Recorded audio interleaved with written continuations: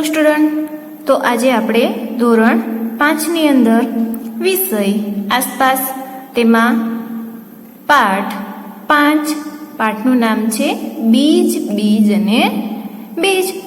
તો આપણે ટેક્સ્ટ બુકની અંદર સારી રીતે આ પાઠ સમજી લીધો છે. તો આજે આપણે હવે લીથામાં પૂરવાની શરૂઆત કરીશું.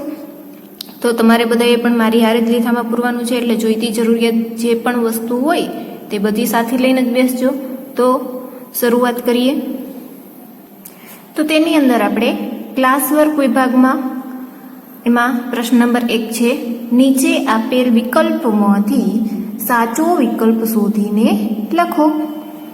તો પેલું છે તેમાં નીચેના પૈકી સૌથી નાનું બીજ કયું છે?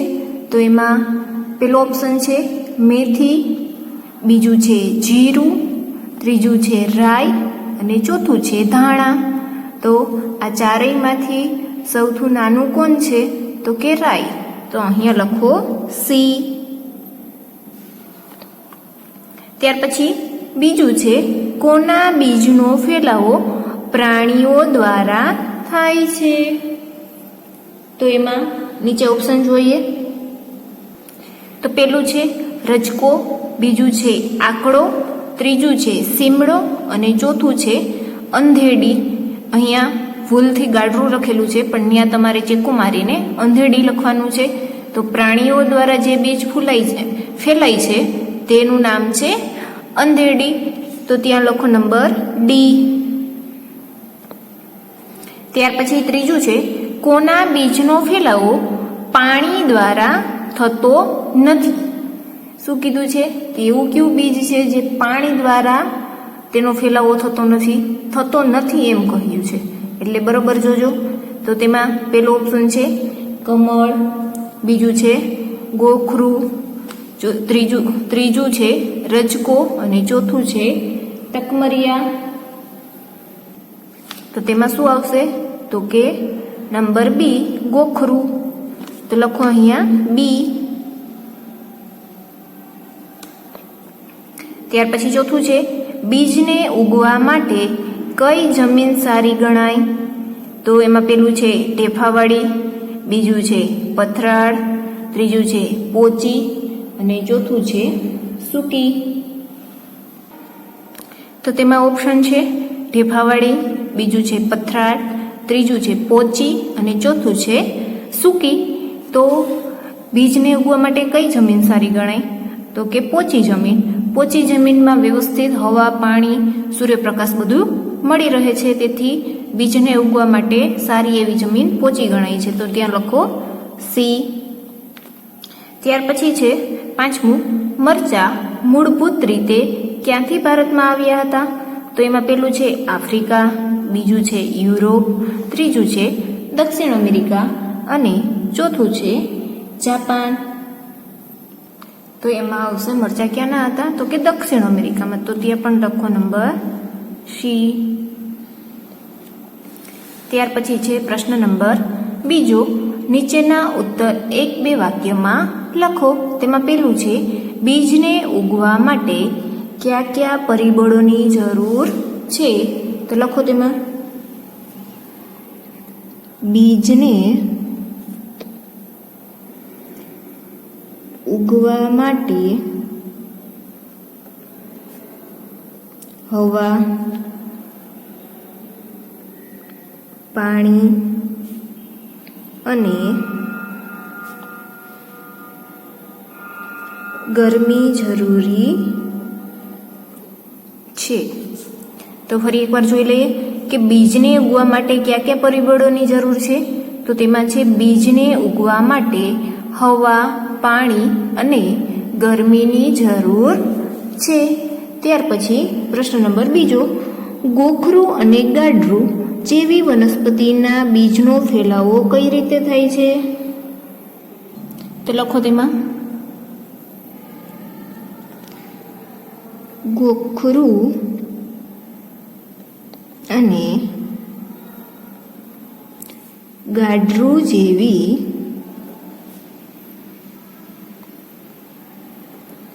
વનસ્પતિના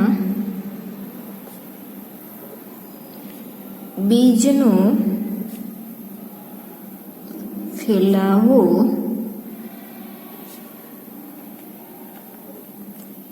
પ્રાણીઓ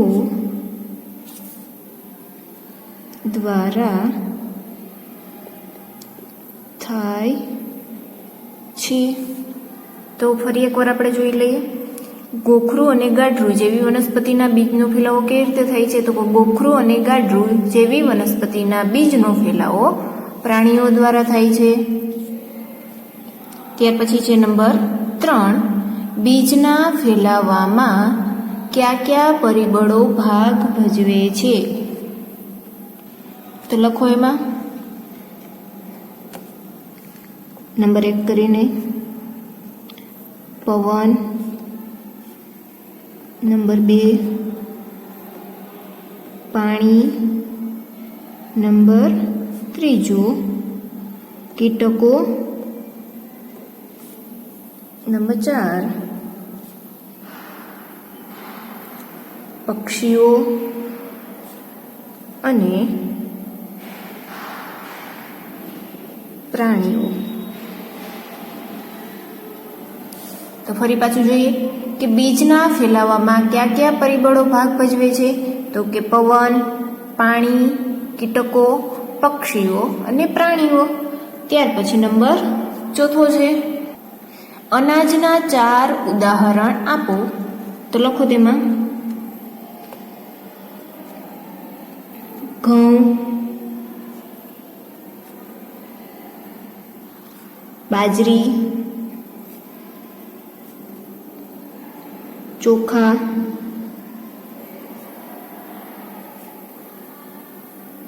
મકાઈ.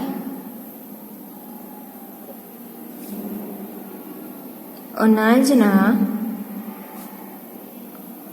ઉદાહરણ છે. તો ફરી પાછું જોઈ લઈએ કે અનાજના 4 ઉદાહરણ આપો. તો તેમાં આપણે શું લખ્યું કે ઘઉં, બાજરી, ચોખા, મકાઈ. આ બધા કોના ઉદાહરણ છે? તો કે અનાજના. ત્યાર પછી છે નંબર 5, કોના બીજનો ફેલાવો પવન દ્વારા થાય છે? તો લખો એમાં આકડો, કણજી અને સીમડાના બીજનો ફેલાવો પવન દ્વારા થાય છે.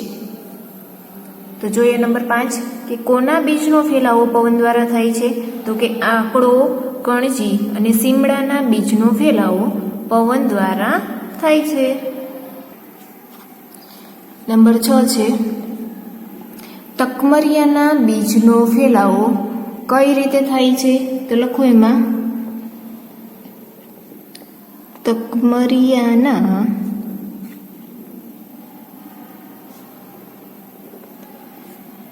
બીજનો ફેલાવો પાણી દ્વારા થાય છે. તો ફરી પાછું આપણે જોઈ લઈએ કે તકમરિયાના બીજનો ફેલાવો કેવી રીતે થાય? તો કે તકમરિયાના બીજનો ફેલાવો પાણી દ્વારા થાય છે. ત્યાર પછી છે નંબર 7, બીજના કેટલા પ્રકાર છે અને કયા કયા? તો લખો એમાં બીજના 2 પ્રકાર છે. એમાં પેલું છે એકદળી બીજ અને બીજું છે દ્વિદળી બીજ. ફરી પાછો નંબર 7 જોઈએ કે બીજના કેટલા પ્રકાર છે અને કયા કયા? તો તેમાં શું લખ્યું? બીજના 2 પ્રકાર છે. પેલું છે એકદળી બીજ અને બીજું છે દ્વિદળી બીજ. તો એમાં ત્યાર પછી નંબર 8 જોઈએ કે દ્વિદળી બીજ એટલે શું? તો લખો તેમાં જે બીજની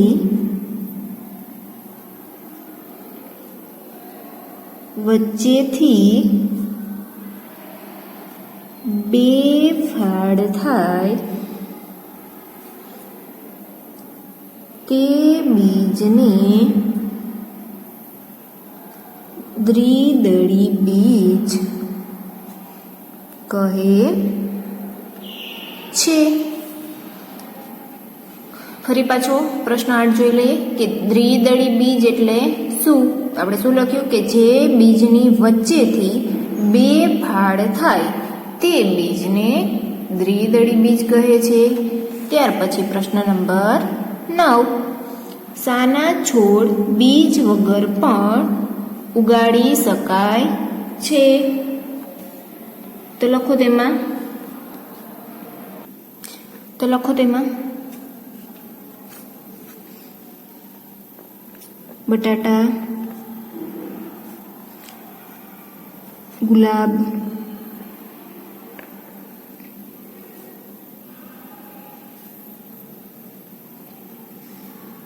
મહેંદી, કેળા, જામફળ, દાડમ, બોરડી,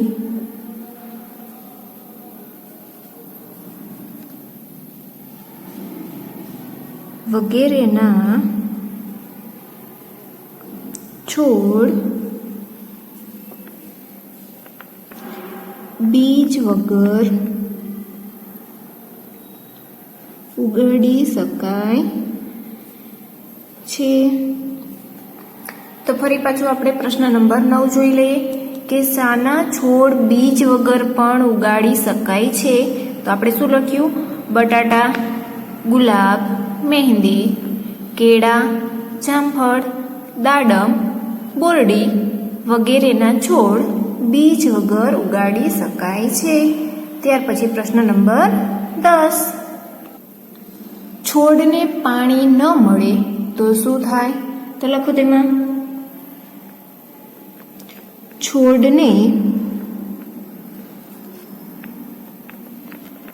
પાણી ન મળે તો છોડ ચીમડાઈ જાય છે અને છેવટે સુકાઈ જાય છે. તો ફરી પાછું આપણે પ્રશ્ન નંબર 10 જોઈ લઈએ કે છોડને પાણી ન મળે તો શું થાય? તો તેમાં શું લખ્યું આપણે કે છોડને પાણી ન મળે તો છોડ ચીમડાઈ જાય છે અને છેવટે સુકાઈ જાય છે. ત્યાર પછી પ્રશ્ન નંબર 11, બીજની અંદર શું હોય છે? તો લખો તેમાં બીજની અંદર ગર્ભ હોય છે.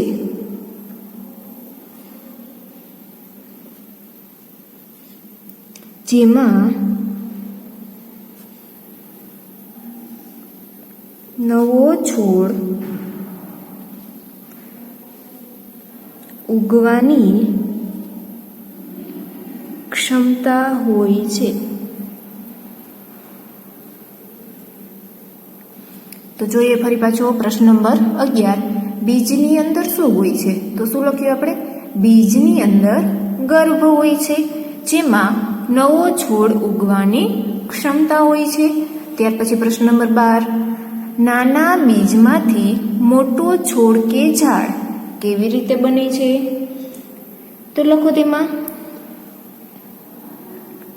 બીજ જમીનમાંથી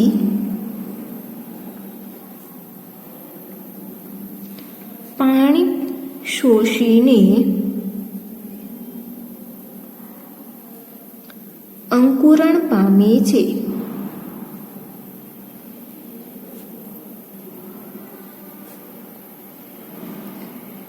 આ અંકુર હવા, સૂર્યપ્રકાશ અને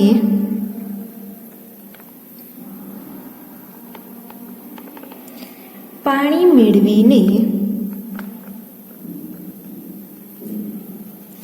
વૃદ્ધિ પામતો જાય છે અને છેવટે મોટો છોડ કે ઝાડ બને છે. તો ફરી પાછું આપણે રિપીટ કરી લઈએ કે નાના બીજમાંથી મોટું ઝાડ, છોડ કે ઝાડ કેવી રીતે બને છે? તો શું લખ્યું આપણે તેમાં? બીજ જમીનમાંથી પાણી શોષીને અંકુરણ પામે છે. આ અંકુર હવા, સૂર્યપ્રકાશ અને પાણી મેળવીને વૃદ્ધિ પામતો જાય છે અને છેવટે મોટો છોડ કે ઝાડ બને છે. ત્યાર પછી પ્રશ્ન નંબર 13, બીજથી રમી શકાય તેવી કોઈ રમત લખો. તો લખો તેમાં આંબલીના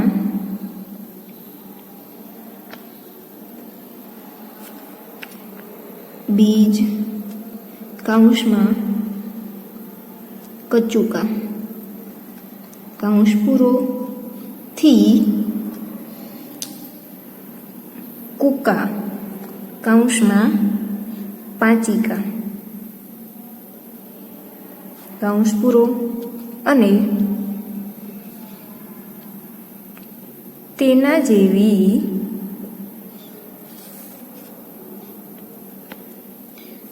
અન્ય રમતો રમી શકાય. તો ફરી પાછું જોઈ લઈએ પ્રશ્ન નંબર 13, બીજથી રમી શકાય તેવી કોઈ રમત લખો. તો શું લખ્યું આપણે? આંબલીના બીજ એટલે કે કચુકાથી કુકા એટલે કે પાચિકા જે રમીએ તે, અને તેના જેવી બીજી અન્ય રમતો પણ રમી શકાય છે. ત્યાર પછી છે પ્રશ્ન નંબર 2, નીચેના પ્રશ્નોના ઉત્તર લખો. તેમાં પેલો પ્રશ્ન છે, કઠોળને કેવી રીતે ફણગાવવામાં આવે છે? તો લખો તેમાં કઠોળને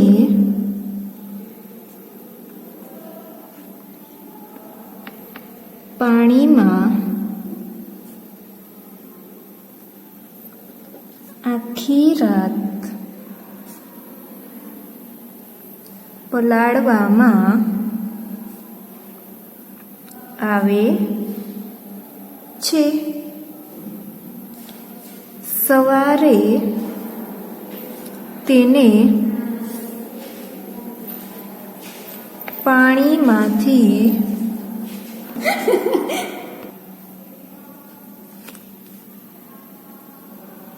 બહાર કાઢીને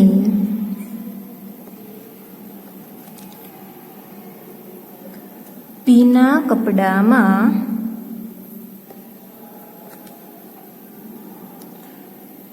બાંધી દેવામાં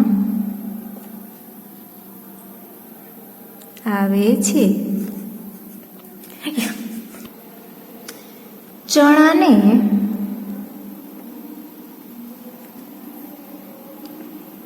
ફણગાવતા 2 દિવસ લાગે છે. જ્યારે મગ અને મઠને ફણગતા તેથી ઓછો સમય લાગે છે.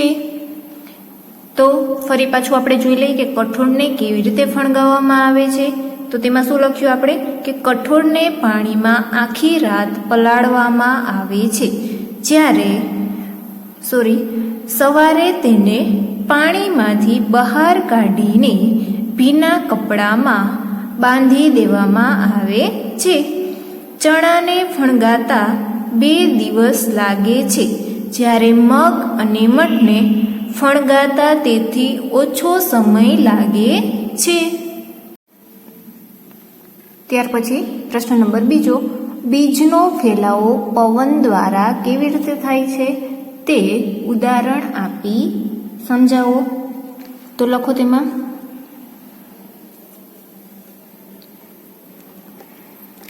કેટલાક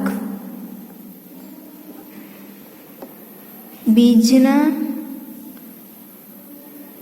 છોડ હલકા અને પાતળા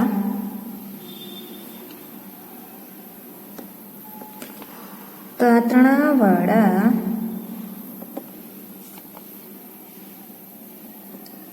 હોય છે.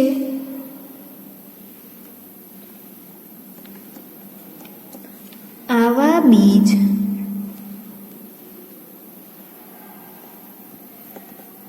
પવન સાથે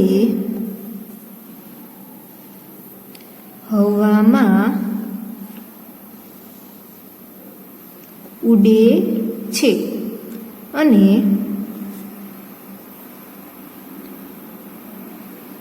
દૂર સુધી ફેલાય છે. આમ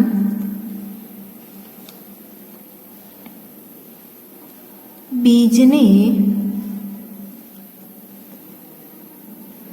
ફેલાવવામાં પવન મદદ કરે છે. દાખલા તરીકે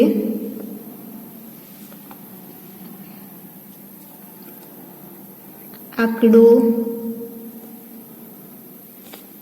કણજી અને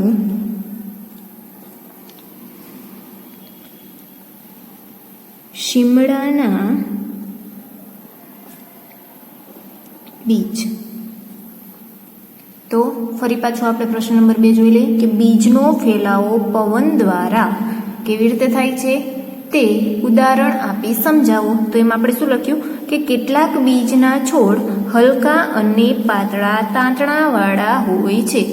આવા બીજ પવન સાથે હવામાં ઉડે છે અને દૂર સુધી ફેલાય છે.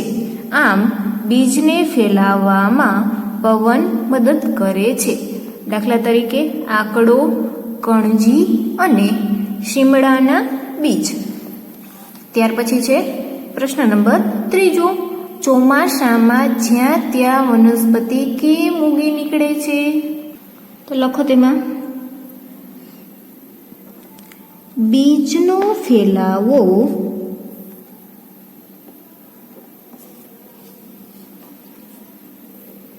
વિવિધ પરિબળો મારફતે થાય છે.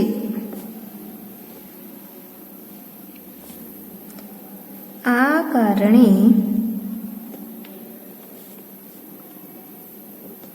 જમીન પર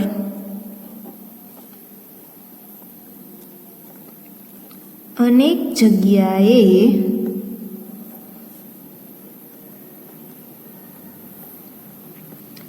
વનસ્પતિના બીજ ફેલાયેલા હોય છે. ચોમાસા દરમિયાન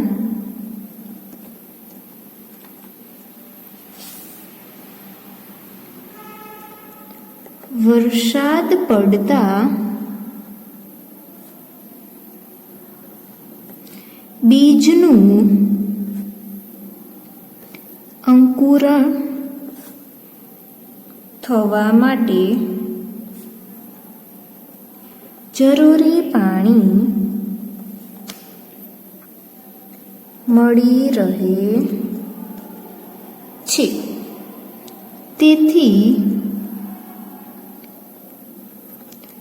ચોમાસામાં જ્યાં ત્યાં વનસ્પતિ ઉગી નીકળે છે. તો પ્રશ્ન નંબર 3 ફરી પાછું જોઈ લઈએ કે ચોમાસામાં જ્યાં ત્યાં વનસ્પતિ કેમ ઉગી નીકળે છે. તો એમાં શું લખ્યું આપણે કે બીજનો ફેલાવો વિવિધ પરિબળો મારફતે થાય છે. આ કારણે જમીન પર અનેક જગ્યાએ વનસ્પતિના બીજ ફેલાયેલા હોય છે. ચોમાસા દરમિયાન વરસાદ પડતા બીજનું અંકુરણ થવા માટે જરૂરી પાણી મળી રહે છે. તેથી ચોમાસામાં જ્યાં ત્યાં વનસ્પતિ ઉગી નીકળે છે. ત્યાર પછી પ્રશ્ન નંબર 4. જમીનમાં બીજ વાવ્યા પછી વધુ પાણી ભરાઈ જાય તો બીજમાંથી અંકુર શા માટે ફૂટતા નથી? તો લખો તેમાં બીજમાંથી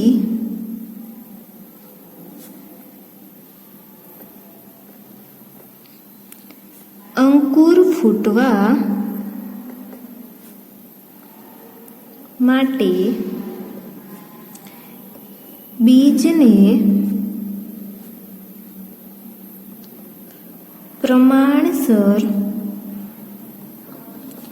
પાણી મળે તે જરૂરી છે. તેથી સાથે સાથે બીજને હવા અને ગરમી મળવા પણ એટલા જ જરૂરી છે.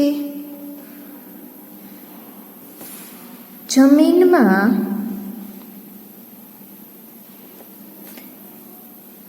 બીજ વાવ્યા પછી વધુ પાણી ભરાઈ જતા બીજને અંકુરણ માટે જરૂરી હવા તેમજ ગરમી મળતા નથી. તેથી બીજ વાવ્યા પછી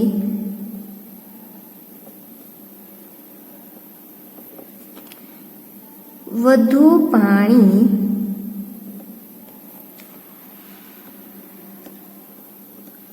ભરાઈ જાય તો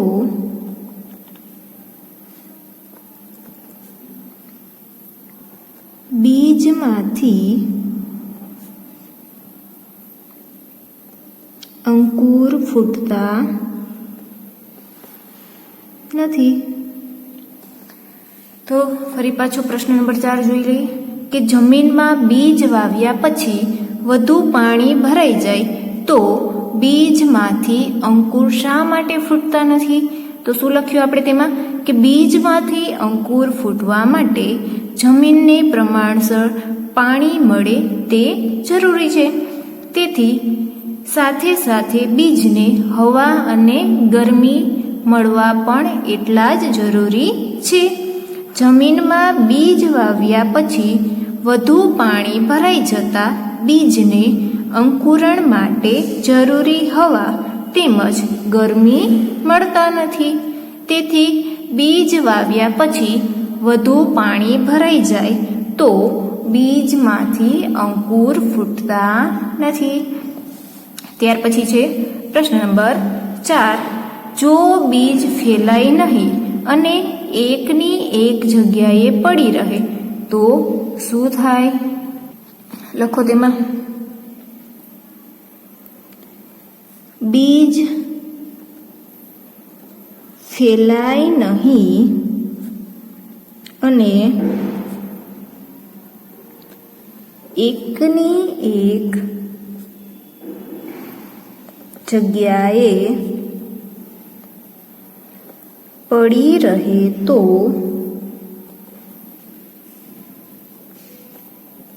એક જ ઝાડના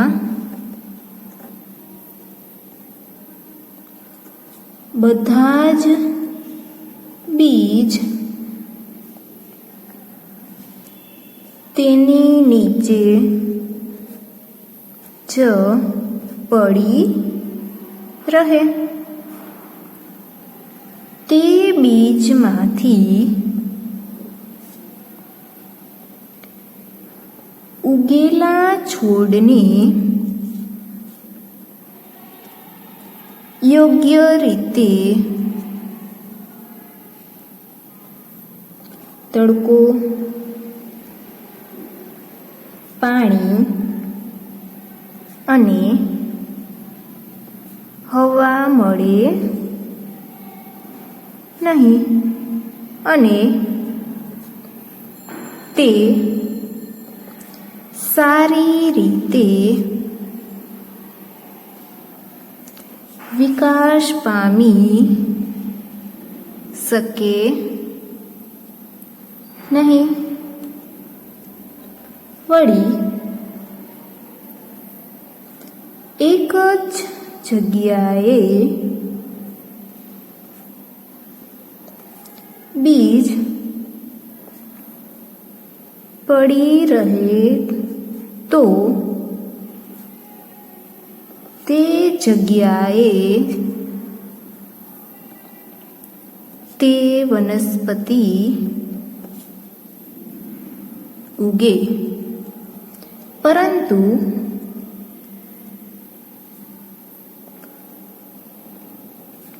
બીજી જગ્યાએ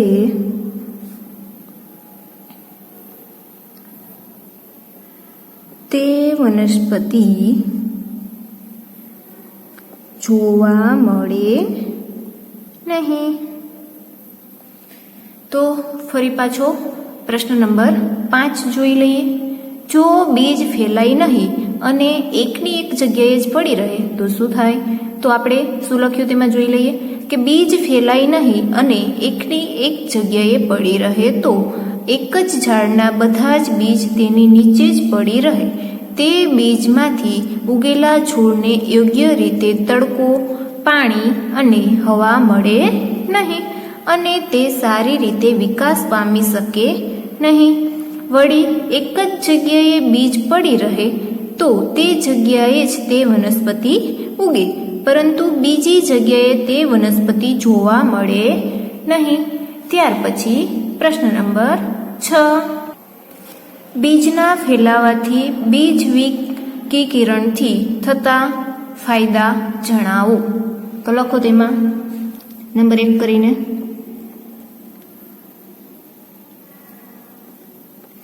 વનસ્પતિના બીજ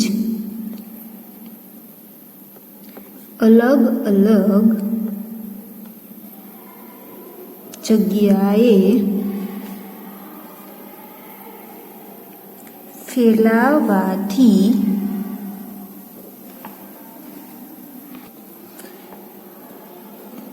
તે વનસ્પતિ ની એક જ સ્થળે ગીચતા થતી અટકે છે. નંબર બીજો, બીજના ફેલાવાથી અલગ અલગ જગ્યાએ વનસ્પતિ ઉગે છે. તેથી તેમનામાં સૂર્યપ્રકાશ, પાણી અને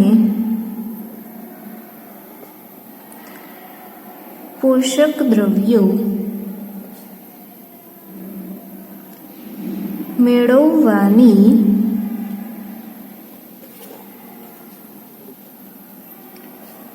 હરીફાઈ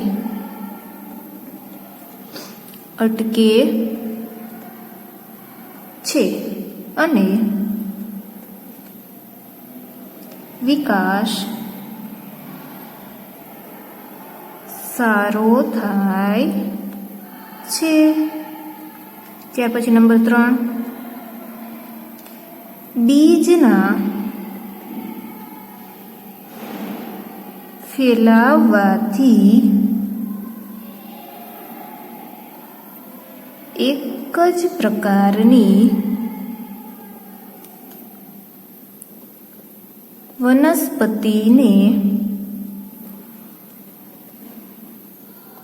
નવી વસાહતમાં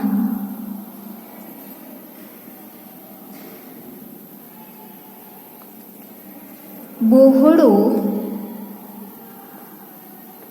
ફેલાવો કરવાની તક મળે છે. આથી વનસ્પતિનો વિસ્તાર વધે છે. તો ફરી પાછો પ્રશ્ન નંબર 6 જોઈ લઈએ કે જમીનના ફેલાવાથી બીજ વિકિરણથી થતા ફાયદા જણાવો.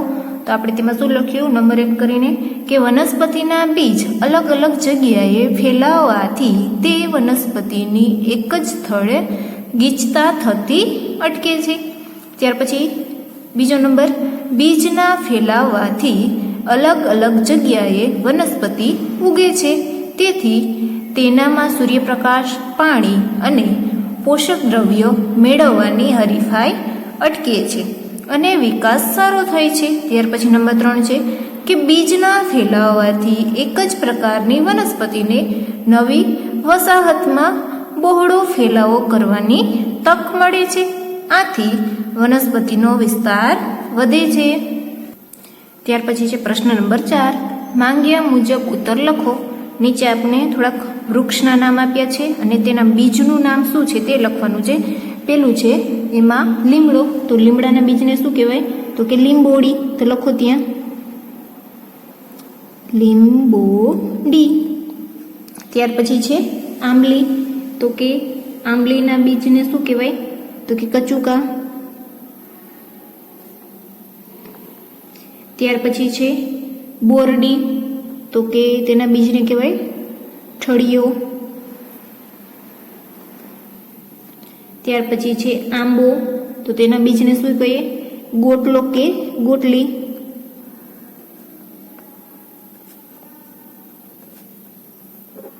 અને ત્યાર પછી છે વડ, તો તેના બીજને કહેવાય ટેટા.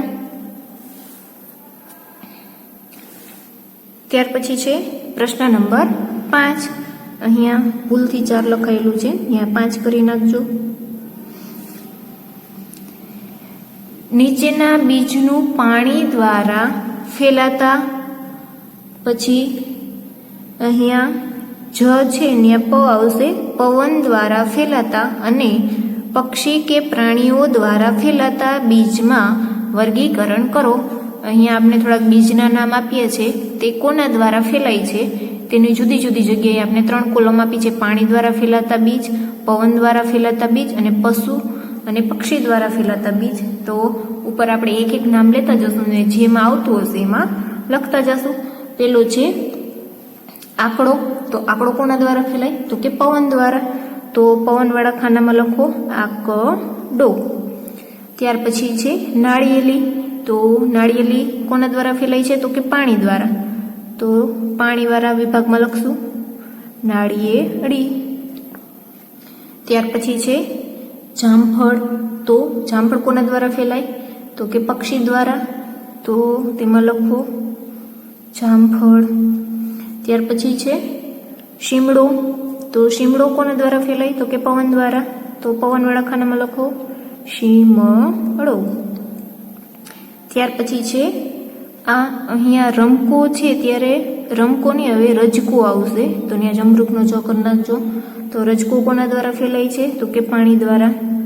તો ત્યાં લખો રજકો. ત્યાર પછી છે ગોખરું. તો ગોખરું કોના દ્વારા ફેલાય? તો કે પક્ષી કે પ્રાણી દ્વારા. તો ત્યાં લખો ગોખરું.